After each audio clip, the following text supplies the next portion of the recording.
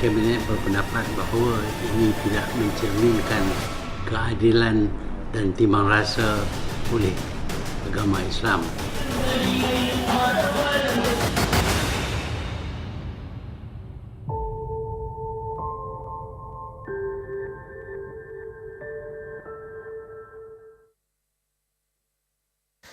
Xin chào or hello in Vietnam. Selamat datang. This is a special session at the arena at the World Economic Forum ASEAN 2018 right here in Hanoi, Vietnam.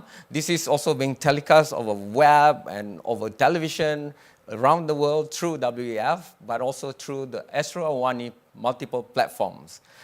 I would like to welcome you to this discussion by explaining that first particular video. This is a passionate discussion for me because as an ASEAN citizen, the core of being any ASEAN citizen for me is we are very, very mixed and plural and diversified in our DNA, our food, or everything else around us. The video you just saw highlighted at the end the best for me of pluralism as exemplified on May 9 in Malaysia, diversity in majority unison, ushering in new hope through the ballot box without harm, injuries, or death. The oldest politician that you saw just now, our new Prime Minister, leading a diversified force in his second coming at SPM at 93. His former protege, turned his number one opponent before, whom he jailed, is now his coalition partner that is the chosen successor. And Dato Sri Anwar Ibrahim was dancing on stage with an MGR from the Tamil movies lookalike, and it was a Tamil song, and he could speak Tamil. That's how diverse my new leaders are. But is this just a sliver of hope in the increasingly creeping darkness of threats to diversity and pluralism in Southeast Asia? We are the most diverse region and population maker of the world, but religious fault lines leading to extremism and terrorism is creeping in. Racial divides, burning acceptance and tolerance before, into now hate and violence. Economic monopoly, shredding trust between people, businesses, and government. From the gubernatorial elections of Jakarta, the Al-Ma'idah, from the Quran issue with Ahok, to the Rohingyas well highlighted, but not really well dealt with.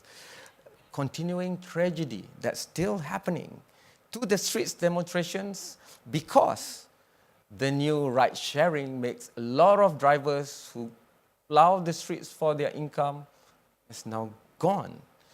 And the taxi drivers are not alone in that. Diversity is definitely and really has been ASEAN's strength, but is it really slipping away? 5 key leaders of this region and beyond will be discussing this with us today.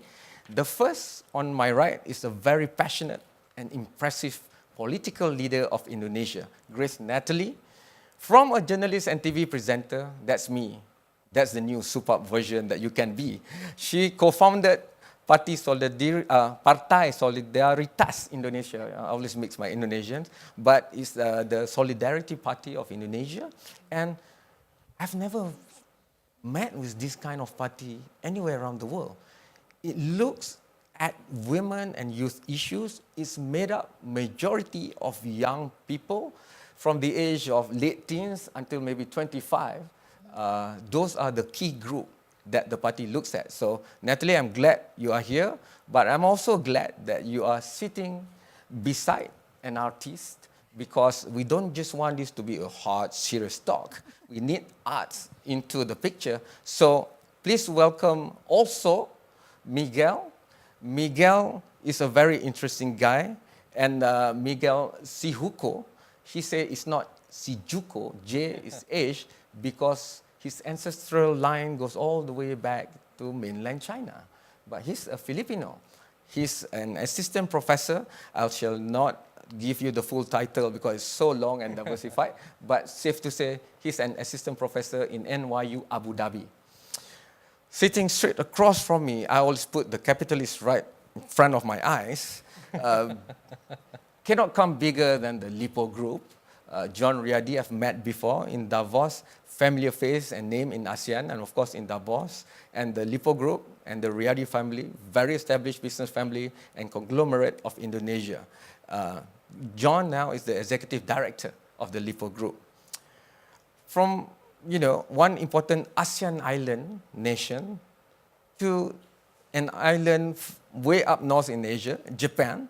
But if the discussion today gets too heated, we have the Reverend, because Reverend Sugino will be the one to include the aspects of interfaith or interreligious discussions, networking, and problem solving. Because through his designation at RfP, Deputy Secretary General, he empowers more than 90 countries' discussion on this matter and networking. Last but not least, don't be fooled. I saw Miguel's tweet, but Emily Pradicit is not from Thailand, actually. I thought so too, but she's actually she was born in Paris, in France, but to parents who migrated to France because of the happenings in Southeast Asia, in Laos. And she co-founded a very important foundation, and she's going to talk and represent the marginalized societies, especially of Southeast Asia. So this is not going to be the forum format. I'm just going to go straight to it. When it comes to food, Rojak is my favorite. I think the Indonesians know that well too. Yeah. Me too. There's a lot of stuff in there, fruits or otherwise. When it comes to football, it's not just the French, beg my pardon, Emily, that won the World Cup with people not just looking white. Because if I look at the Indonesian football team, it's multiracial. The Malaysian football team is likewise. But when it comes to competitive wealth aggregation, inequalities, when it comes to the political platform, when it comes to the power of the government to the people, then suddenly we have issues of pluralism. Why? Are we Jekyll and Hyde in Southeast Asia? So I would like to start with you, because you're actually a European disguised as a Southeast Asian. Can you give your views? Because you left Europe to fight for these kind of causes in Southeast Asia. I think you pointed out very clearly what you're talking about is actually hypocrisy. When we have the French team comprised mainly of players who are from African descent, and also teams in Indonesia and Malaysia who are multiracials, everybody is happy to win, and then we form one country and there's unity and everybody is celebrating it. But when it comes to tackling social justice and talking about inequalities, that's when governments become more hypocrite. So I would say government in Southeast Asia, this ASEAN region is very rich when it comes to capita, but it's a region that is very poor when it comes to respecting human rights. Okay. And that's a very, very important focus of Manushaya Foundation. Emily, I love you, but I want to speed it up a little. Okay. Just go straight to the point. How come two of my original panelists cannot get to come into this panel today because they were not allowed into the country, but Daw Aung San Suu Kyi is? And we're still baffled why we can't stop the atrocities to the Rohingyas. It's simply because Southeast Asian countries do not want people to tell the truth. And that's a real hypocrisy. ASEAN governments will make international commitments at the United Nations Human Rights Council. They would say that they are committed to implementing and respecting human rights. But when it comes to addressing the Rohingya crisis and putting words to what is a reality, it's a genocide, they don't want to hear about it. And they don't want human rights activists and human rights defenders to actually talk about it.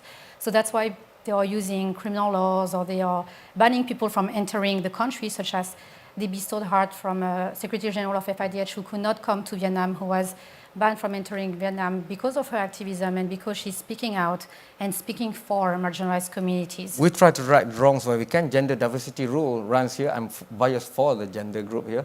So Grace Natalie, please tell us your views on that, because before you were like me, you have to be in the middle, journalist ethics and all that. But now you're leading a party and you might have to choose sides, build coalition, but the older powers, the preset establishment, are they using the fault lines of the multiracial composition, multi-religious and lingual for their own advantage? Because at the end of the day, it's about power. Okay.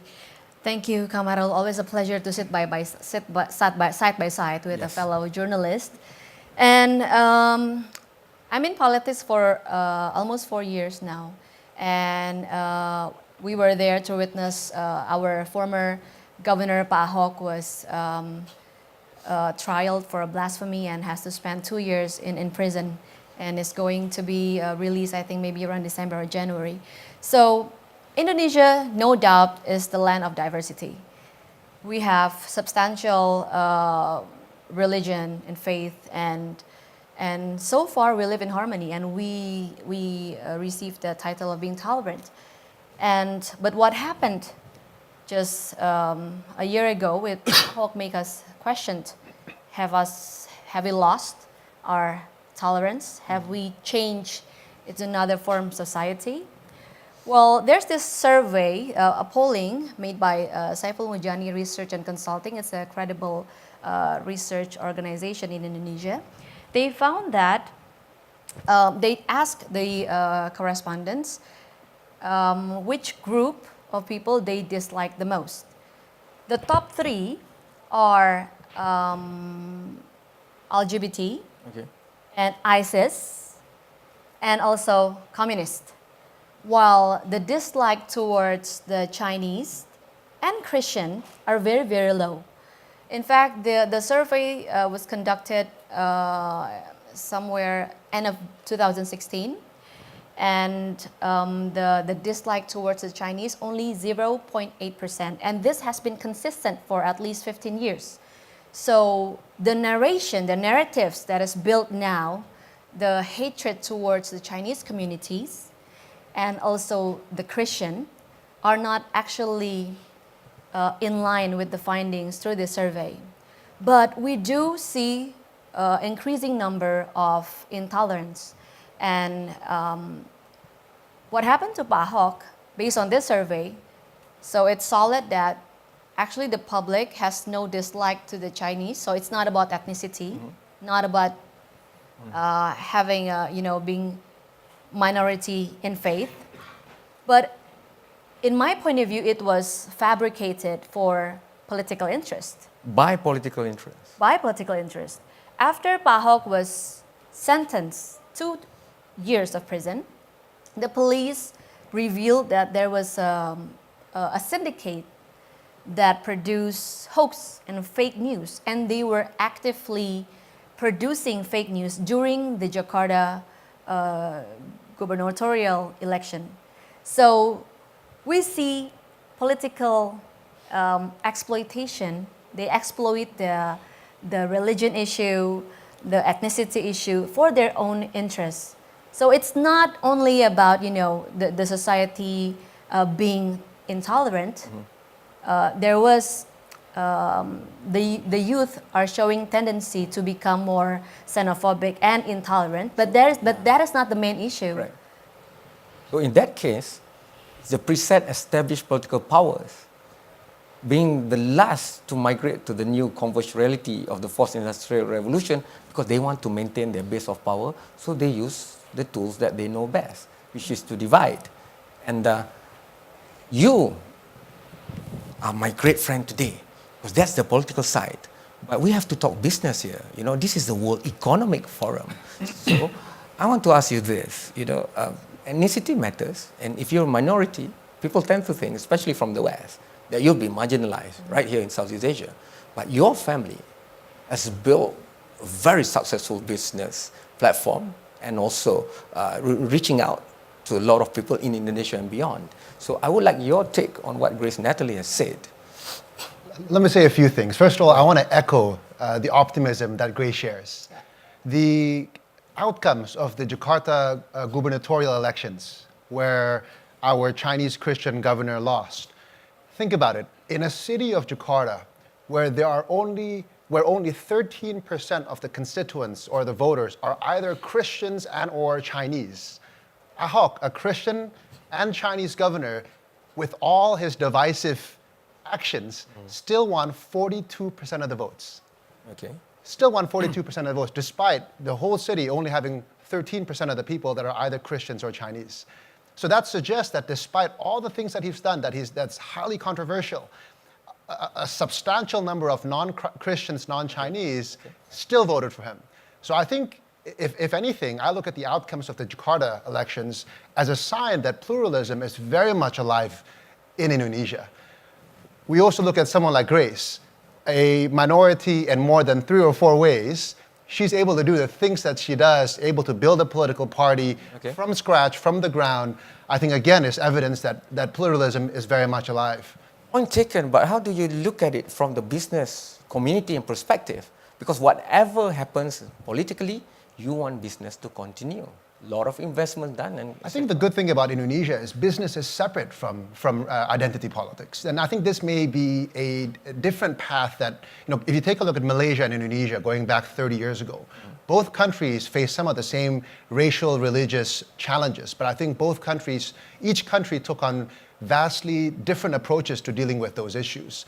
Indonesia took on a much more anti-classification strategy, whereas Malaysia took on a much more affirmative action policy. Yeah. In Indonesia, your race or religion has no bearing on business. There are no requirements that says to do A or B, you must be a certain race or religion. So I think, to be honest, I very rarely or never wake up and think about my business in the context of my race or religion. I think it's a very pluralistic country that we live in Indonesia. Reverend Sugino, you had a big role to play in the Yogyakarta statement, about interfaith and interreligious.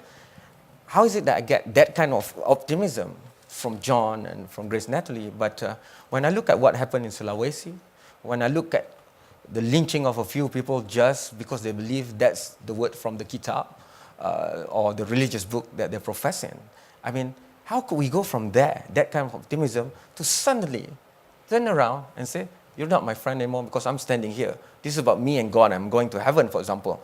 How do you reconcile these multi-religious aspects? Thank you so much.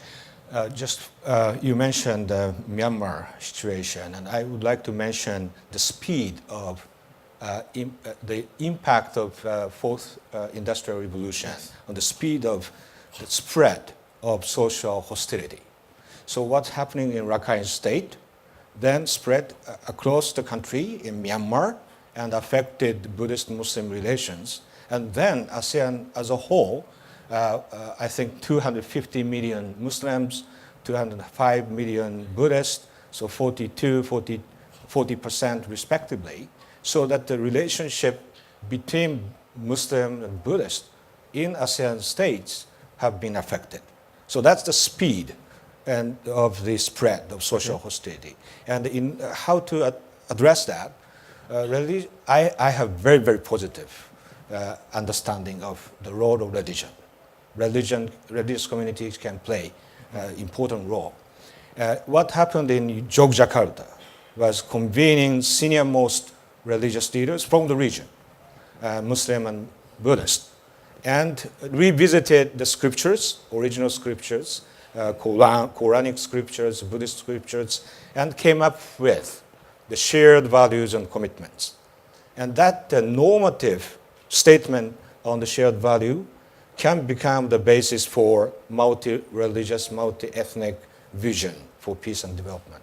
So that practice has to continue, that the politics and religion, that the exploitation of religion in politics will continue, unfortunately. Okay. But we have to be resilient and try to advance the vision of multi. Can that win over the big amount of funding and money going to political campaigns and rally? They're going to have their presidential election next year. What hope is there for civil society, NGOs, and the likes that want the positive change against these powerful forces? That you can't overlook these powerful political forces behind everything, but it's important to create sustainable mechanism for resistance, the resilience and social cohesion building. Okay. One example in Indonesia, NU and Muhammadiyah are associated with different political parties, but there is an attempt to create inter-religious council where NU representatives, Muhammadiyah representatives, Buddhist association, Hindu association, so all different communities coming together to create this mechanism to address tensions, overcome the challenges. So that kind of habit of collaboration and dialogue has to be cultivated. Emily, help me here. People used to think that, if you take religion as one of the diversity aspect that we want to look at, the terrorists come from some village somewhere, didn't go to school, doesn't have any money, so it's easier for them to subscribe to this. But you were born in banlieue. I hope my French is correct there. The suburbs, the squatters areas where even the more civilized, advanced societies of Europe still marginalize people who they're supposed to preach the right ideas. You talk about hypocrisy, but what hope is there? Because you've seen even in Europe, where there are more mechanisms to help the marginalized, marginalization is still happening. So what chance is there for ASEAN if even in the more advanced Europe it's like that?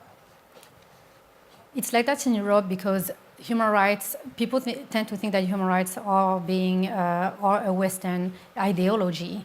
And I was born and raised in France, which is the country of human rights, but there's this invisible glass of inequality that people cannot advance. That it's very difficult if you're coming from a minority or even though you were born in France, to be able to advance. I think the hope that we might have for ASEAN is that there is this shared value within ASEAN communities and ASEAN countries, that we support each other, that communities support each other, these shared values of love and compassion. ASEAN countries are less selfish than Western countries, and people tend to share more. Now, the issue is when we are looking at Southeast Asian countries, and our panelists, my fellow panelists were very positive. I also have lots of positivity and hope only if you listen to marginalized communities, only if you listen to LGBTI, if you listen to migrant workers, refugees, stateless people, indigenous communities, those that are being affected by criminal laws, those that are being affected by businesses that are operating without taking into consideration whether it is respecting the livelihood and the land of the people that are living in the place where businesses are being built. Unless we listen to them and we empower marginalized communities to be at the center of the solution, I don't see hope. I see hope only if you empower the most marginalized to be able to sit at the same table as decision makers. Miguel, you're going to have to help us here, because in January, in Freezing Davos, the co-author of Professor Schwartz's book, when I interviewed him, Nicholas, he said, if you don't talk about it, you don't see it. If you don't see it, you don't have it, right? When talking about the effects of for IR. But if it's in our literature to promote more positivity, but good news doesn't travel as fast as bad news. Well, literature is really just part of a big conversation, as is media and as is an event like this. Grace mentioned narrative and how narrative is used to divide and conquer within different communities. But what's interesting is really how being able to speak out freely, being able to have a voice is being able to have a vote within society. Okay. And I think it would be helpful for us to really question or interrogate this idea of what is pluralism. Okay. What is it for you? Well, to me, it's an idea or an ideal, and since it's an ideal, therefore it's a goal, in which it's a very revolutionary goal, in which all sectors of society have equal access to power and representation, so that they can advocate for their own rights and needs. It's incredibly simple. And the title of this event is Pluralism Under Threat in Asia. And I find it a very silly question, because I believe that it is absolutely under threat. I think the real question is, do people care? Are they willing to sell out their rights for economic gain, for partisan politics? And I think also we have to take from business. Economics is based on competition, and competition is seen as a good thing. And yet, in the realm of ideas, in the realm of discourse and political values, it seems increasingly, in this region particularly, and around the world, that the competition within ideas is becoming increasingly attacked, and people, especially the powers that be, are more willing to seek a monopoly of these ideas. I want to go there. I want to go to monopoly. Monopoly by strong political power, the big entrenched vested political interest, Plus in business, I'm not, my hand doesn't go there, John. Big businesses and conglomerates. So, Well, exactly. I mean, in business, monopoly, we will shout and protest that a business is becoming a monopoly. layer on top But we the won't example do of that Philippines in politics. under President Duterte. What about him? Your views on that? Because people were hoping for so much change, just like in the United States of America. But now, suddenly, it looks different. I will keep my views on Duterte to myself. I don't think this is the venue for that, and in fairness to our discussion. One thing I will say about President Duterte's tenure is that nowhere have in no time in my lifetime, I'm 42 years old, in no time have I seen Filipinos so divided. But at the same time, never have I seen Filipinos so politically engaged. And I see that as a great disruptive opportunity. I do have issues with Mr. Duterte's particular brand of politics, but I'm hoping that in this disruption that he represents, Filipinos will become more politically engaged. We certainly are already enraged, but I see things as getting worse before they get better. Politics run in your family. If I were to believe your Twitter timeline, your father, Yes. right? Yes. If Mindanao issues and the moral issue is not solved, then how do you look at it?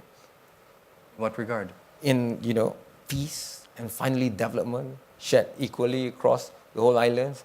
Thailand has the South Thailand, for example. Myanmar has Rohingya. Malaysia has the Borneo side that is not equal in development. Oh, it's very exciting that we have the first Mindanaoan president.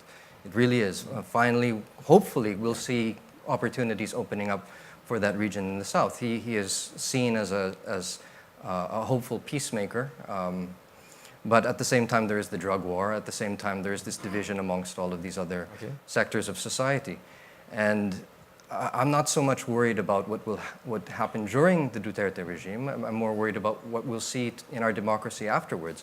We're Asia's oldest democracy, but we've always been a dictatorship of dynasties. Okay.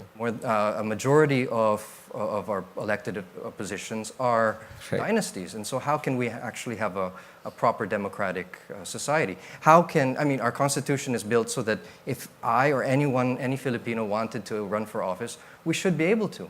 Yes. But the reality is that we're not able to do that. Okay. And so although Mindanao is now being better represented, the real question is, equally across the nation, are other people being well represented and given the opportunity to seek power? Since the beginning of the Share discussion, power, I should say, not seek power. Too many people are seeking power. take your point. Since the beginning of the discussion, whichever points we went to, seems to allude back to one of the key pillars marked in the website of WEF or WEF, that is, new kind of leadership might be needed to oversee ASEAN not only surviving the fourth industrial revolution, but championing it our way. So I want to ask one key takeaway in that respect, from that viewpoint of each of you, on pluralism in ASEAN and the new kind of leadership, because I keep hearing big businesses, big political power and entities. So because I started from my right-hand side, I'm going to start with you, Emily. We do need a new leadership. We need women to be more empowered. We need women in power in ASEAN, and we need to move from patriarchal society to society that's actually embraced women leadership and youth leadership. Youth, and especially youth from marginalized communities, have so much to offer. Women have so much to offer. We are very diverse. We are smart people. Young people are very smart, very creative. And I think it's time for ASEAN to build their own leaders and stop looking at Western leaders. There's so much potential in ASEAN, and it's time for women leadership to take place. Reverend? Yes, I think playing on fear to create identity is wrong.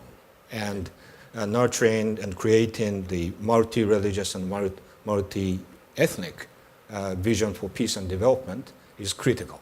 Okay. That's the identity of ASEAN. And leadership can come from political arena, religious leaders, youth leaders, grassroots community leaders. But we have to keep cultivating that important identity, multi-religious, multi-ethnic identity vision for peace. Just a follow-up to that point. do we ban stuff like political parties naming themselves after religions, like Islamic Party or Christianity Party? Because in Southeast Asia, we're too diversified for that. Some people think. What do you think? I think the politics and religion, the inseparable. So there are many things, the different identities, different mandates, and different capacities between politics and religion. We have to acknowledge that, and there will be some misuse, exploitation of religion, or religions allow themselves to be instrumentalized by politics. Those phenomena will continue. But as I said, this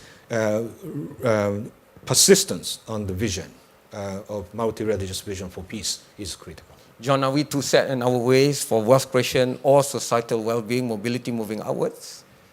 Diversity has always been the strength of ASEAN, and in some ways, pluralism has always been under threat.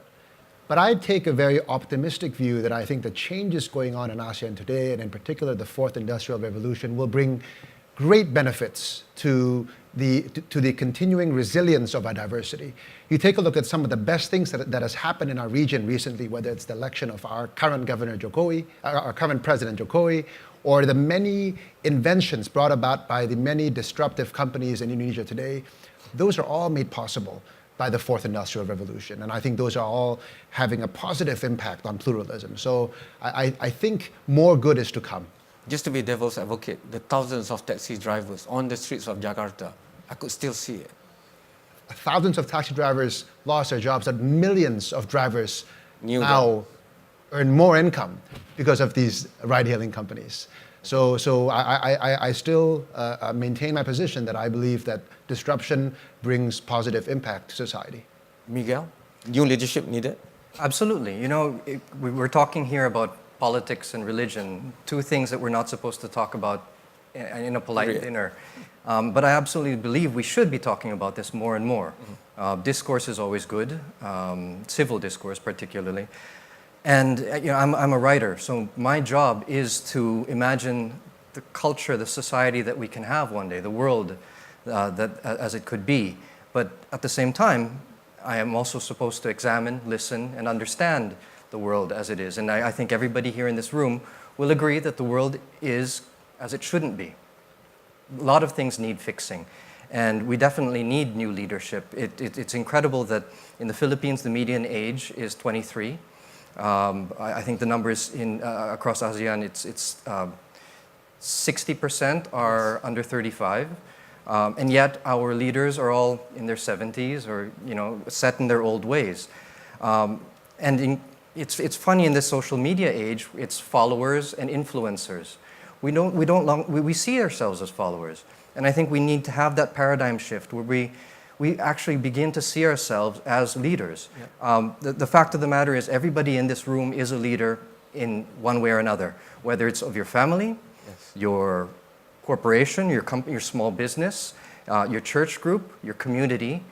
And if we were able to see ourselves as leaders participating within society, then we will no longer fall victim to the narrative that the powers that be peddle towards us and say, well, we will be the protagonists here, support us, and we will fix everything. The truth is, politics is far too important to leave to the politicians. And we all need to participate, and we all need to take some sort of leadership role in that way. Okay, cool. Ibu Grace Natale. Yeah. I'm totally agree with John that Asian pluralism is alive and kicking. But we have to acknowledge that the threat is there, and it's growing in numbers, and we have to do something about it. And one way to do it is to go into politics, or to support the moderates to go into politics. Okay. What happened in Indonesia just a few months ago is that there's this lady who was complaining about the sound of azan, yeah, and she was trialed for blasphemy, and she was sentenced 1.5 years in prison. While after she complained, there was some people who burned temples, and for them the sentence was only 1 or 2 months in prison. And we see that no parties, including the Nationalist Party, say or have a position in this case. The judge was definitely under pressure, so we need to jump into scene through politics, one of the way. My party, PSI, even though we're not in the parliament, but we visited her in prison just last week, and we committed that we will take part in her plea to the next level of the court. So we this is how we fight intolerance. Okay. And we have to do it systematically. Otherwise, I'm afraid that the pluralism in Asian might, I'm not gonna say Go gone. down the hill. Yeah, but you know, if it's already tough now, if you just let it be, it will get tougher and tougher. So I will support anybody who wants to fight for pluralism. One way to do it is to fight through to political channel.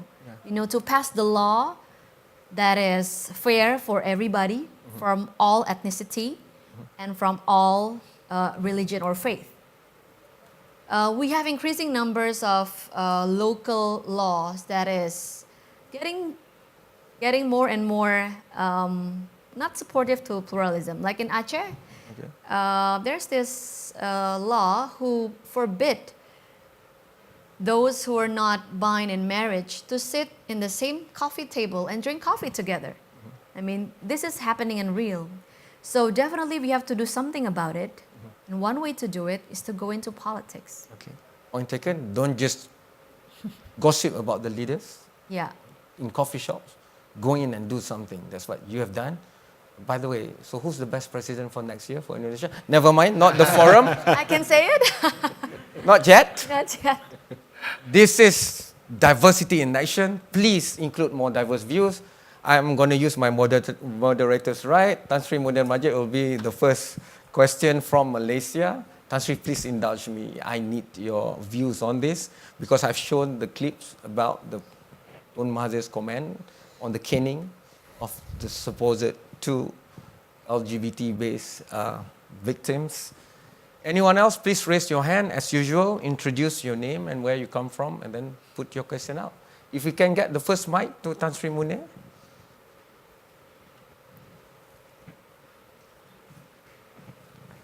Thank you. I think the Malaysian general election that resulted in the famous victory of the opposition was a plus. We're talking about plurality, it's a plus. And Mahathir's cabinet was an immaculate conception. It had the mix of race, it had the mix of gender, it had the mix of, in fact, Mahathir is the oldest prime minister in the world.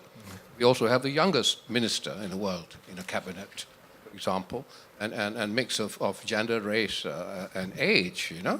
And so it was a great thing. And however, Malaysia still faces this problem. At the wave of the wand, you can't immediately change the nature of the society, but it's a beginning of a change. So you've been talking about the need for change. I mean, what would you think are the catalysts for change? You know, winning in a political election, campaign, bringing about change in society, their thinking. Like in Malaysia, I feel we have to assault. We have to begin to attack the Malay Muslim mentality, have a mass movement to attack it, not to violently, but to attack it through the mind and through argument to actually bring it down, you know, bring it, lower it and say, you know, the Malays are not under threat. Okay. Muslims are not under threat. Cool. 150 billion ringgit, which is about 40 billion US dollars, had been spent on the Malays these past years. It's been a Malay government which has been in power for 61 years. Okay. How come you'll be under threat? You didn't use your opportunities. You have to begin to attack them. If you are Muslim, why are you so insecure? Point taken, Tan Sri. I would like to go past the immigration So checkpoint. what is a catalyst? What is a catalyst? What is the catalyst? I'll take one more question. Please, anyone? Would you like to ask, please? I would like for it to be gender diverse. Yes, thank you so much. I'll buy you coffee after this. I'll hold you to that. Yes. Hi, I'm Maui. I'm an impact investor from the Philippines. I just wanted to ask everyone on the panel, keying into Miguel's point on narrative, I think everybody has, democracy is essentially a self-perpetuating system where every voice should be heard. And I think that the concept of ASEAN pluralism is one song, many voices. Mm-hmm. But I don't think it's natural for human beings to listen to other narratives. Okay. And I think the reason we're losing to narrow nationalism is that pluralism doesn't have a great brand, doesn't have a great narrative, right? And how I was wondering how in each of their diverse fields, in business and in politics and in religion, how we can make that a chorus. Very good point made. And who would like to start? I think it's, I mean, in the spirit of what I'm going to say, I think it's a question of not being silent. That is the catalyst, the sense that we are being silenced within certain sectors of society, and a refusal to be silenced by the powers that be who are seeking to control that narrative, to use it for their divisive purposes to maintain power. And they'll use religion, they'll use economics, they'll use ideas, they'll use anything they can to quash any dissenting voices. In the Philippines, we have media that is under attack. We have opposition leaders who are being arrested or trying to be arrested. These are efforts, quite simply, to shut them up because their ideas are competitive ideas to the status quo. Okay. And I believe the catalyst will just be eventually enough is enough. We'll start feeling enough. John, I want to moderate the question a bit. It's easier to go against and the government, the political powers paint them as black. But the more invisible one or underground is the business monopoly.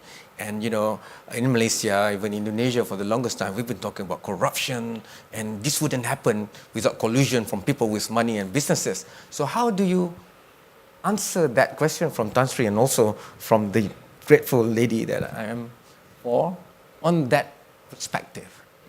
Business. It's a good question. And I think the reason why you mentioned pluralism is not a sexy song for many people is I think for many people, they don't feel the benefits of diversity. They don't feel the benefits of pluralism, and they don't feel the benefits of apparent economic growth of the region.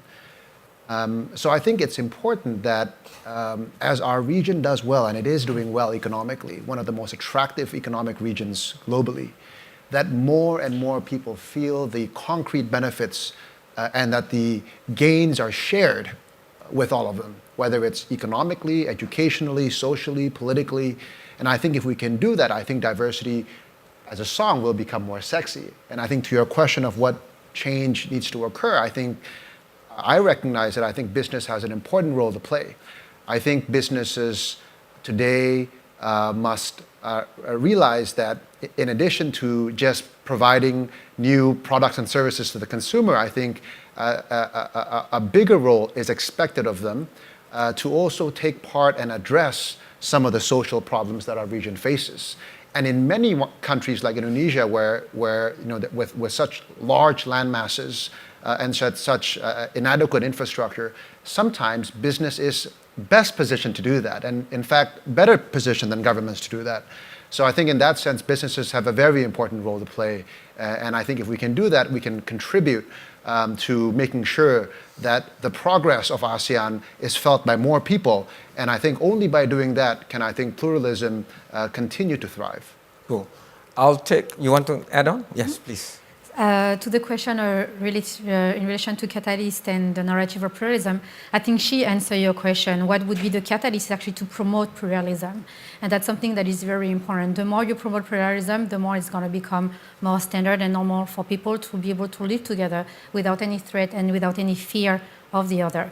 And that's something that we believe strongly in the foundation that I found in Manusha Foundation, because in our work we are building people, we are bringing together people from very diverse sectors, and we are building coalitions and network of people living with HIV, LGBTI, religious minorities, refugees, migrants, indigenous people, who are very different, but are all sharing the same trend of discrimination and criminalization perpetrated by the government or by businesses. And when you bring those people together, they are sharing solidarity, they are learning from each other, and they are building understanding and compassion. And then they stand together with one strong voice, showing that pluralism, by standing together, showing what they would like for their country, a diverse, united countries that embrace diversity, that does not push anyone to select a religion, but actually they can all live together within all their religions. They can be from very different ethnicity, and still they can all advocate together, stand as one strong voice to lobby the government to improve their livelihood and to pass positive legislation that would not criminalize them. So I think the solution, and it was an excellent question because she gave you the answer, promoting pluralism is the catalyst. I think I want to squeeze one last question. Can I add to that before? Sure, okay. Totally agree with both. And I would like to add, even though it sounds cheesy probably, but we need to build the sense of pride being one nation. I mean, we used to have that, but not anymore, I think, John. But just looking at Asian Games, the one we just had, Okay.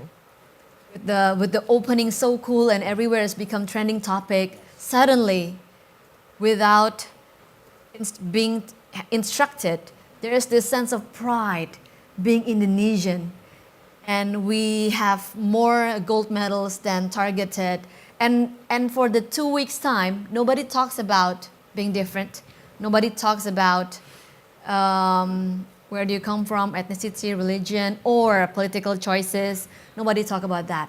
We're just realize we become one big nation, and we have the pride of being Indonesian.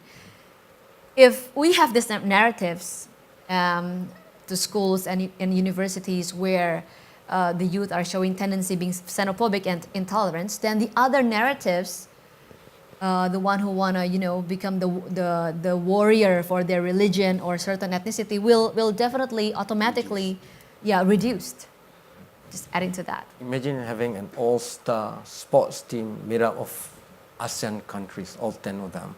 Just a thought. Final question, please, sir.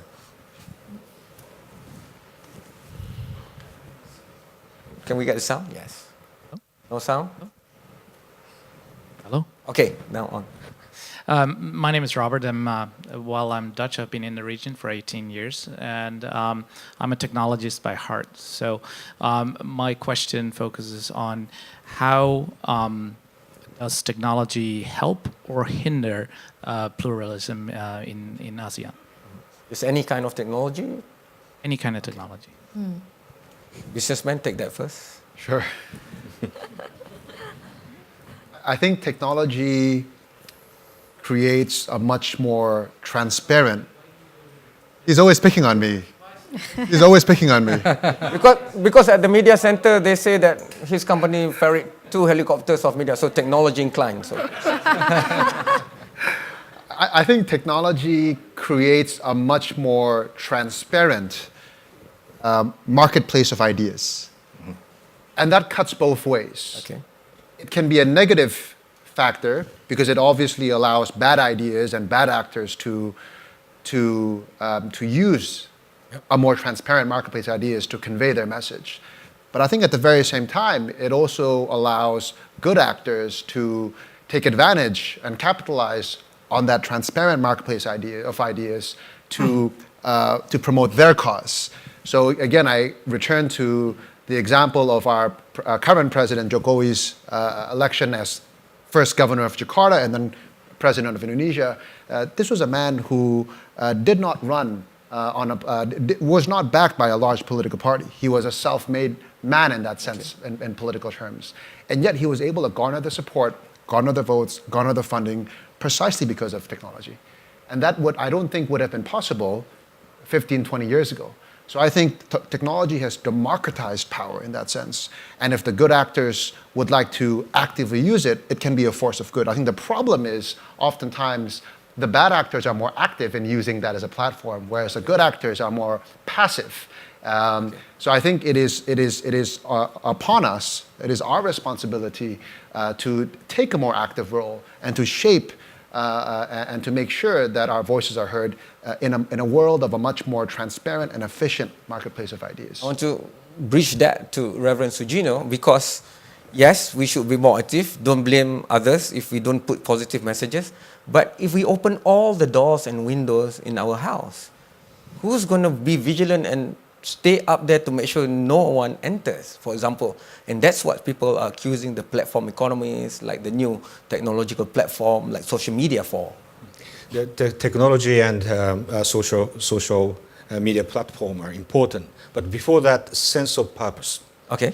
It's important that this catalyst for social cohesion, even in Rakhine State, in Myanmar. Right now, there are forces which try to bring together Rohingyas and Arakan communities and other communities all together for dialogue. And they can use the technology to strengthen their work, but unless there is a very strong sense of purpose to create broader identity, technology can be misused. Okay. And history has shown us how technology has been misused. You look at Nazi Germany. Joseph Goebbels was so effective because he took control of the airwaves. And he consolidated power over that. During the Marcos dictatorship, it was the same thing. The powers that be, the Marcos regime, took over the television, took over media. Okay. So they controlled technology and took it out of the hands of the people. Mm-hmm. So they no longer had any voice. What's exciting today, I think, is that now we all have access to this technology. It just seems like the dark side is more better funded and more open to misusing it. But there's tons of opportunities for the rest of us to learn how to use it for the good. So lessons learned from the Star Wars movie. Emily, you would like? Yes, so for me, technology is really important because it opens doors and it allows the invisible and the unheard to be visible and be heard. But we also need to put things in perspective and to put things into context. We are in ASEAN and we are under military regimes. Okay. Thailand is under a military government. Laos is under dictatorship. Myanmar is, although it's under a civilian government since 2011, it's still military. And so we also need to realize that although people are trying to use technology to be able to share these stories and to be able to share the truth, especially when they are facing rights violation, when there is a crackdown on human rights defenders, they're also being arrested for using technology. You know, you have the case of human rights defenders in Thailand being arrested for pushing the button like, or for sharing news about the king. You have stories in Laos where the government, due to the Lao Dam collapse, has reminded Lao people that they will be against the law if they share news or fake news, basically sharing the truth about how the Lao Dam has undermined their livelihoods. So as much as technology is a great tool to be able to share the truth and share stories, it's also being used by government trying to control it and trying to control the narrative and silence human rights defenders. Okay, Kamaro. Yes. Technology definitely important, but if we do not equip the people, it can be backfired. I take Indonesian case. Our literacy rate is very low. In fact, we only better than Botswana. So can you imagine our traditional literacy rate is low, and there come the digital literacy rate. So we have a lot of youth in our demography, and with low education, very low literacy rate, and they have the technology. So hoax spreading rapidly, and this is something that we need to overcome. So technology, definitely we need those. And PSI, we heavily depend on technology to build the party from the ground. But we really need to equip the people so they can be critical when we have an access now to all information that we can get, just one touch through Google and stuff. But we really need to filter the information that we get from the technology so that it won't backfire and threat pluralism. A youth on the streets one told me, Robert, that technology is like a fancy sports car that would be nice to have. But whether or not that's true, sadly, nobody has reinvented time, so that's all the time that we have. Please give a big round of applause to all my 5 panelists. And to yourself, very good crowd. So I want to steal the next 1.5 minutes to just say my 2 favorite takeaway from here is that, wow, such optimism from my biggest neighbor, Indonesia. And I want to link that point to the fact that Emily came all the way from Europe, chose to be in Southeast Asia, and she puts out the word invisible, hypocrisy. And what I like the most is, thanks to the lady I owe coffee to, that pluralism needs a champion narrative by artists, businessmen, reverends, you, the civil society and other stakeholders, and including myself. So, but the world is full of irony, and I would like to thank WEF or WEF. I want to end with this. I think it's apt because in January we had India opening and US closing. President Trump was at the end. So I would like to quote from Martin Luther King. An individual has not started living until he can rise above the narrow confines of his individual concern to the broader concerns of humanity. And Ibu dan juga Bapa, saya mau pinjam Bhinneka Tunggal Ika, Unity in Diversity, Pancasila Indonesia, juga semangat dia di Malaysia, Thailand, Myanmar, Laos, Philippines, or wherever you are. ASEAN is going to move forward, but we need to address all the issues we have discussed. Thank you so much, and we'll catch you. Hopefully, we've done well, and you give us 2 hours in Davos in January. Thank you. Goodbye. Thank you so much.